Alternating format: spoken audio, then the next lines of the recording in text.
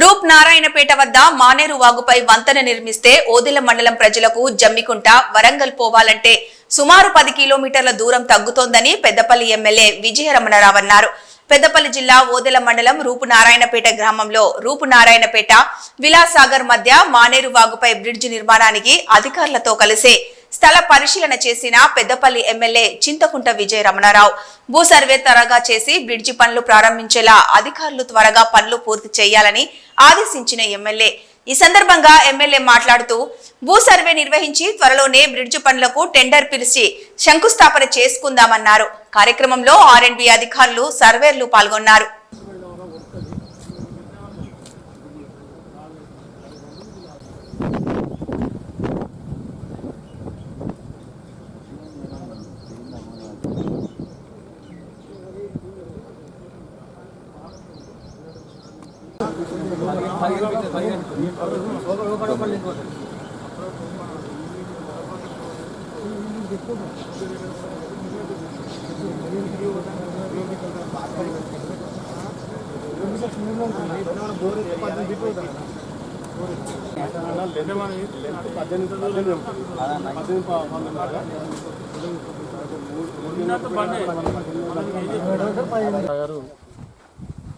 పేట bridge నిర్మాణం కోసం మరి రుకీ సంస్థ సర్వే చేయడం కోసం ఇవాళ రావడం జరిగింది.